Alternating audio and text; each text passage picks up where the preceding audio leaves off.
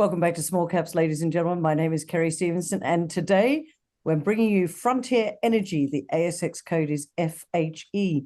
Joining me today is Sam Lee Mohan. He's the Managing Director. Now, Frontier Energy, they've got this extraordinary project over in Western Australia. It's called the Bristol Springs Project, all about renewable energy. And if you've been following what's going on, clearly the government is very keen on renewables in the renewable sector. They're investing, I think it's about $2 billion, and I guarantee Sam's going to correct me if I'm wrong on that one. But these guys, right place, right time. They raised $8 million, I think it was at February 22. They've raised another $10 million in November last year. They're all set. They're in a great position. But I'm not going to tell you anymore. Sam, welcome to Small Caps. Great to see you. Great to be here, Kerry. Absolutely love the show. Oh, thank you so much. Well, this is the first time you and I have had a chat. So why don't we start off by saying you let us know what and who are Frontier Energy? Fantastic. Well, thanks for the opportunity again, Kerry. Frontier Energy is a West Australian renewable energy development company listed on the stock exchange, as you've already pointed out. And really what differentiates Frontier Energy is it recently published its definitive feasibility study. And what the study actually showed is that we can make hydrogen at a globally competitive low cost of $2.77 a kilogram. Now, to put that into context, and just really in my view, globally hydrogen is being produced around $5 and $7 a kilogram. And we can produce it at $2.77 at our Bristol Springs site. Now, that really differentiates us because we are advantaged by all this critical infrastructure that enables us to produce it at such low cost. So we are really well positioned in this renewable energy transition, and Frontier Energy is absolutely moving so far and so fast ahead, advantaged by its location. Yeah, you just said, you mentioned infrastructure and location. Just explain, where is Bristol Springs? Because it's close to the port of Bunbury, and you've got also some infrastructure around. You can just paint the picture of where the location is and what that infrastructure is that gives you that advantage. Sure. So Frontier Energy's Bristol Springs project is located in the Shire of Waroona. Now, it's about 120 kilometers south of Perth. It literally would take me about an hour, 10 minutes if I had to jump into a vehicle and drive down to site. And essentially, when you're on that site, first and foremost, in order to build a renewable energy, a hydrogen project, you need fundamental ingredients. First ingredient is land. Now, Bristol Springs is advantaged by land that has native title extinguished over 60 years ago. And over the past 60 years, the land was being farmed. So the farmed land means that over the past 60 years, there was no artifacts, etc. found. So from a heritage perspective, we are advantaged by that fact that no artifacts have been found, so which means we are very, very comfortable with our future development of the land. Now, having said that, our land for Bristol Springs Stage 1, the solar, the 114 megawatt solar farm, already has its development approvals in place.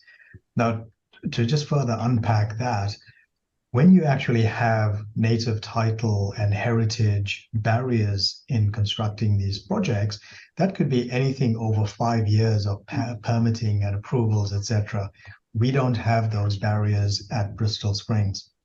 Now, the second point with land, under our control, we have about 868 hectares of land under our control. What that means is that Bristol Springs Stage 1, from a solar perspective of 114 megawatts, can expand all the way to over 1.2 gigawatts. So this is now just developing our Stage 1 foundational project. So, and that's sorry to interrupt you, Sam. So that's before the hydrogen. So there's so Stage 1, just to make it clear, is a very large solar project, which will, I assume, bring in some cash flow. Absolutely. Now, stage one is a 114 megawatt solar farm, which also includes a co-located 36 megawatt hydrogen plant. Now, the hydrogen plant will make 4.9 million kilograms of hydrogen per year, stage one. So just to summarize that for you, Kerry, point one is we have access to land that already has its development approvals for the solar farm. That's a 114 megawatt solar farm. And we are going to build a co-located 36 megawatt hydrogen plant, all under stage one. And the land holdings that we have, which is 868 hectares of land, means that the 114 megawatt solar farm and the 36 megawatt hydrogen plant can both scale up to well over a gigawatt over time. And that scaling, it all depends on the market. So it's about supply and demand. But from a Frontier perspective, we are not just a trial or a pilot scale project or a one-trick pony sort of project. We are actually a project that can incrementally grow with the market over time. So this, sorry, go on, Ken. Yeah, no, I was just thinking, one of the things that's coming through my mind is you said you're not far from Perth. You've got development approval. You're going to have the hydrogen. You're going to have the solar farm. I guess one of the key ingredients in all of this is, how do you connect it? How do you, I guess it's the route to market. How do you actually connect into the market, and how difficult or easy is that going to be? Absolutely, Karen. I love the way you're just joining the dots very quickly here. Oh, so clever. On to the point two, right? So point one was about land. Point two was about infrastructure, critical infrastructure. Now, Bristol Springs is actually located on one of the most strategic parts of the electricity grid. Here in West Australia, the electricity grid is known as the SWIS, the Southwest Interconnected System. And that system, the electricity grid, is owned and operated by state-owned Western Power. So Western Power essentially manages all connections onto the grid, and it manages the flow of the energy from production to consumption. Now, Frontier Energy has secured a connection onto the SWIS, and that connection that we've secured is at a part of the network where it's unconstrained. Now, you can imagine this long cable that's connecting north to south, and that's the SWIS, that's the backbone. Now, everybody that needs energy is connected onto the grid, and they consume that energy. And then the producers connect onto the grid to put that energy onto the grid. Mm-hmm. Now, we have a connection onto that grid and an unconstrained part of the network. That does two things for us, Kerry. One, it enables us to use the grid as a battery. So you imagine we're making energy during the day using solar technology. And then at night, the sun is not shining, but then we have a hydrogen plant that needs our energy. So we can't consume all our energy immediately. So we need some way to store that energy so that we can use the energy at night. So here in West Australia, we have something called the balancing market as part of the... What's it called? The balancing market. Oh, the balancing market. Okay, yep. It's a very simple terminology. All it's doing is it balances supply and demand, and it's the balancing market. So during the day, we can actually sell our unused energy, or in other words, our unused energy can be put onto the grid in the balancing market. And then at nighttime, when we want that energy, we can draw it back out of the grid.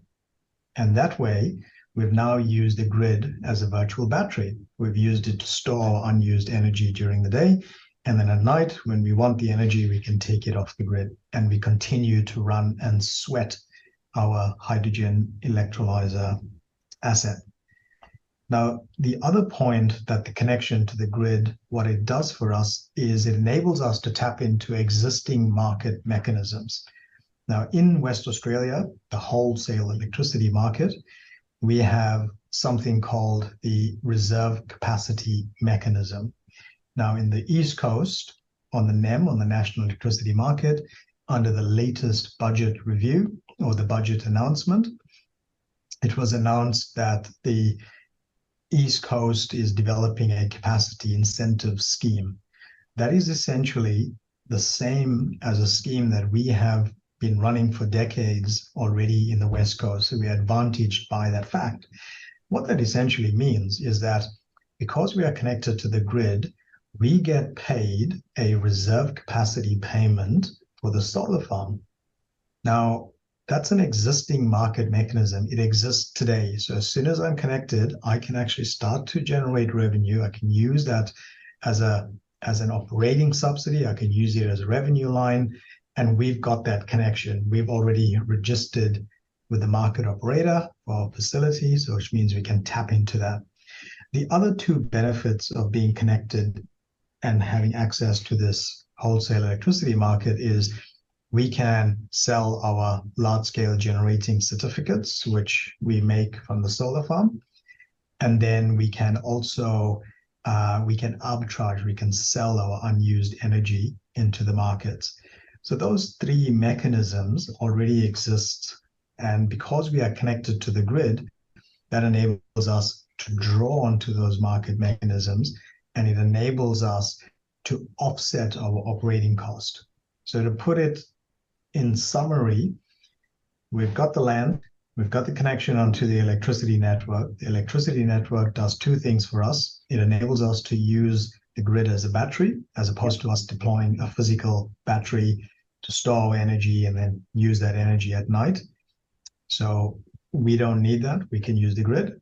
And then also, because we are connected to the grid, we tap into existing market mechanisms that enables us to sell our unused energy, so get paid for the energy we're putting onto the grid during the day.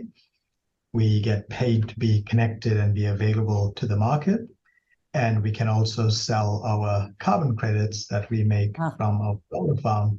And those three items enables us to offset our operating cost to produce hydrogen. And that's how we get to a low cost of $2.77 a kilogram.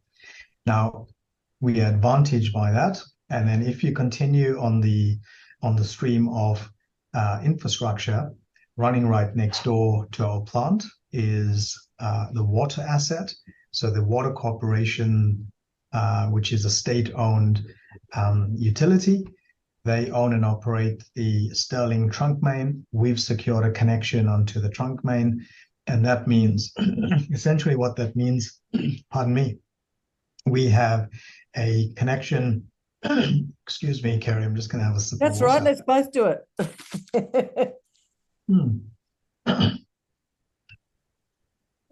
Ladies and gentlemen, it's because he's getting very excited because he's got all these, like, it's like one thing after the other. And my brain's exploding with the amount of, I mean, it's quite extraordinary, Sam, that this was really getting started in, it was only February last year, am I right? I mean, absolutely. Can we just take a step back for a moment, Sam? How did you secure the land and have the vision that this would all lock down in place? Do you understand what I'm saying? Because it's like you got 868 hectares, and I'm thinking it's quite clever because there's a lot of renewable energy projects out there, but it sounds to me like it's like getting the ducks all lined up in a row. It seems to me you've got the infrastructure, you've got the route to market, you've got the connection. I want to ask you about building the solar farm and where you're at with that and funding it. But if we take a step back, how did you secure the land in the first place and knowing that it was all there? That's a big vision to have. Well, it's actually quite an interesting and a funny story, actually, because the land was originally purchased to grow avocados by the original owner of the land. And it just so happened that the land was adjacent to the Swiss terminal, the connection point. So when the avocado market essentially tanked, the owner looked at what are the alternative options for the land. And just nearby, there were solar farms being developed. So we essentially looked at it and said, let's do a connection application to understand if we can secure a connection onto the grid and develop a solar farm. which worked out to be very positive. But as we started to complete our studies, and at the same time, the hydrogen industry in Australia started to gain the significant momentum. And in parallel to that, globally, there were so many studies being undertaken of hydrogen, and the role hydrogen will play in the energy transition meant that in every one of those scenarios, hydrogen had a fundamental role to play. So our studies essentially accelerated hydrogen into our business model because we were advantaged by the connections, the land, etc. So hydrogen, instead of a study for the future, became an opportunity for the here and now for us to actually, I wouldn't say it was a pivot of strategy, but it was more an acceleration of the strategy. So stage one, solar farm, connect it up, bring revenue, develop, do your studies, and grow into adjacent markets, hydrogen, batteries, wind, etc. But our studies, because of what we have, we accelerate. Yeah, you can accelerate. What happened to the avocado farmer? Does he still own the land, or does Frontier own the land?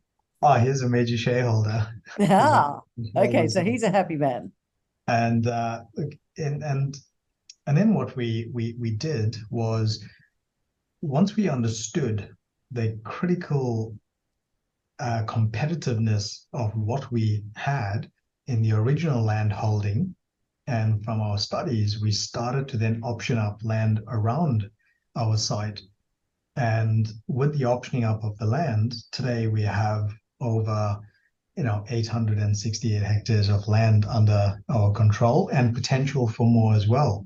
Now, what's quite good for us is that whilst we have this land and we have our eye on other adjacent land, etc., we've actually secured the only available connection onto the grid at that location. So there is no other connections. Now, if you had to build out, so if somebody had to come in today and said, I want to connect at that location, they would need to invest in a terminal, a switchyard terminal, and that could cost anything between $100 and $500 million. Wow. We don't have to front that capital. All we pay for is a connection onto the existing terminal. Okay, excuse me for being not as, excuse the pun, switched on, but can't they just come in and use the same getting onto the grid, like if they're close, but why can't they do what you've just done? Okay, so in every terminal, there's physical bays. So think about car parking bays. Mm-hmm. So once you park a car in that bay, you can't park in that bay anymore until that car is vacated. Yep. Now, on the Swiss Landwehr terminal, there are 5 bays available. 3 of those bays are already allocated. One is to Alcoa, another one is to the Kemerton Strategic Industrial Estate, and the third one is to Alinta, a gentailer. The other 2, one is Frontier, we've secured it, and the other one is secured by Waruna Energy, which is a sister company to Frontier Energy that we own. Frontier owns 20% of Waruna. Nice. So essentially, there is no bays available at that connection point. And if you wanted to connect in that area that we are connected, it's some serious capital to be outlaid. Got it. To build new connection points onto the grid. All right, I've got some more questions here, Sam. First of all, the solar farm, have you started building the solar farm? Have you got funds to build the solar farm? When's it going to be ready? Give us the big picture. So that's a great question. We are focused on offtake. And what we believe is that whilst the market is really buoyant and it's really vibrant with energy on the hydrogen side, which is more lucrative, if you like, for a company like Frontier Energy, I can just build a solar farm and I can put electrons and I can generate some revenue. But actually, when I shift the value of the electron into a molecule, so make it into hydrogen, I can actually get much higher returns. I can get significantly more revenue for that. But the market is still in its infancy. So essentially, we've got two pathways to commercialization. The first one is the other critical infrastructure that we have next door to Bristol Springs is the Dampier to Bunbury Natural Gas Pipeline. And essentially, having access to that pipeline means that we can put our hydrogen into the pipeline, blend it with natural gas, and large consumers like Alcoa and South 32 and Tronox, Albemarle, all these heavy industry that uses gas of the pipeline could then be users of our hydrogen.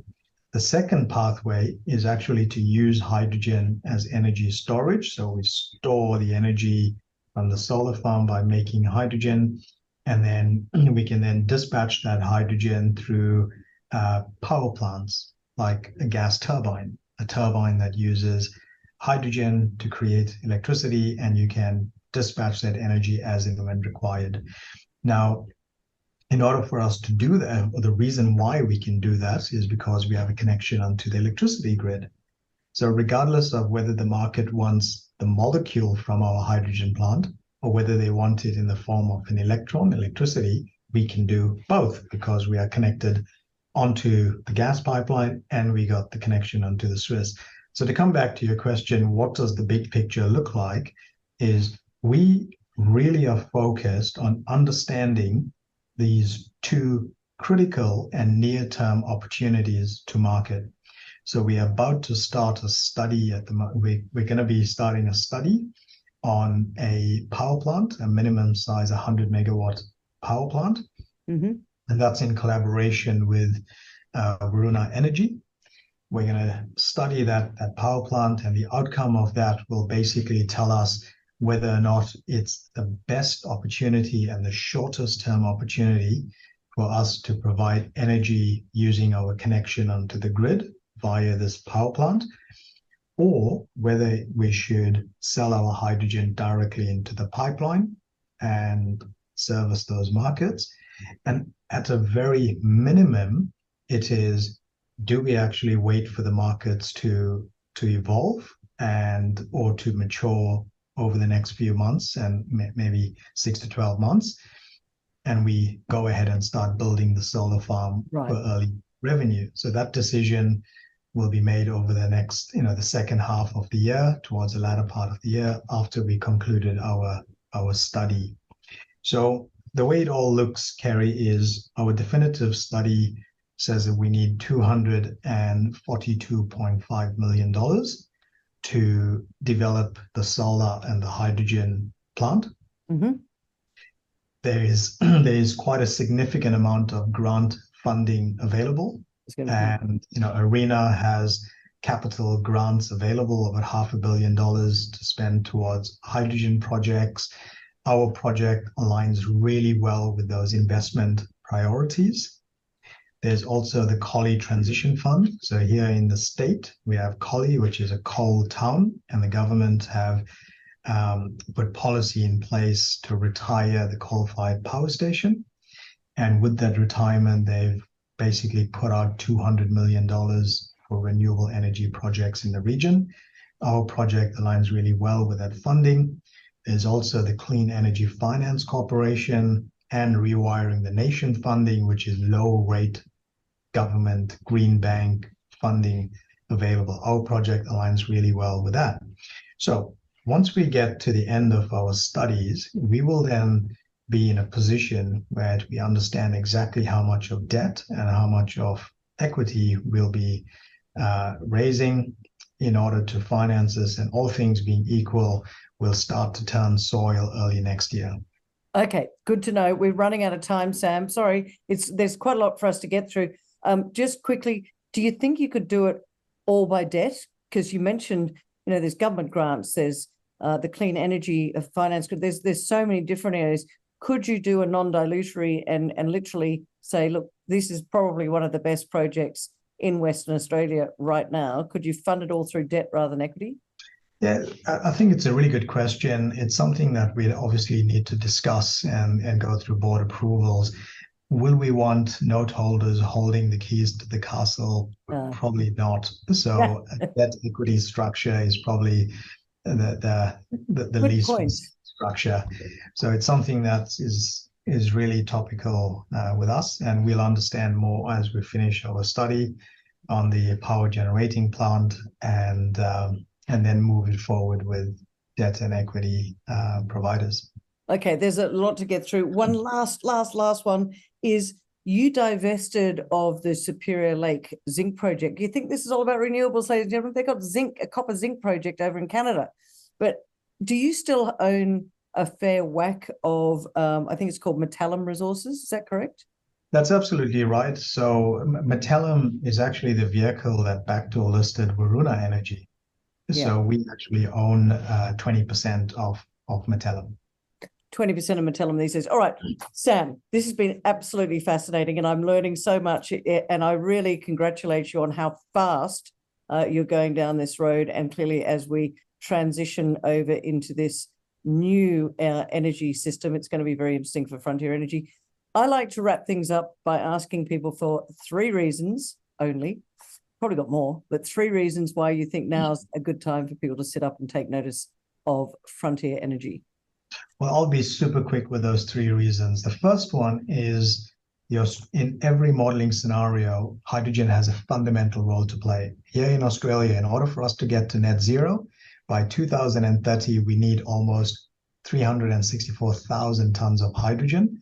And by 2050, we need almost 2.2 million tons of hydrogen in order to reach net zero.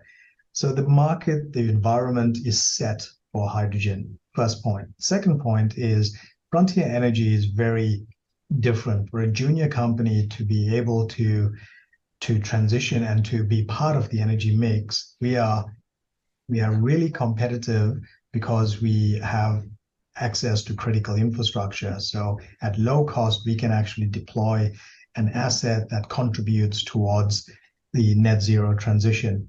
And the third point is, in my view, we are a seriously undervalued asset. We are undervalued because for $242 million, we can be a first mover and at low cost hydrogen into the state, which means that anyone else doing this, it's very hard to replicate without some serious capital outlay.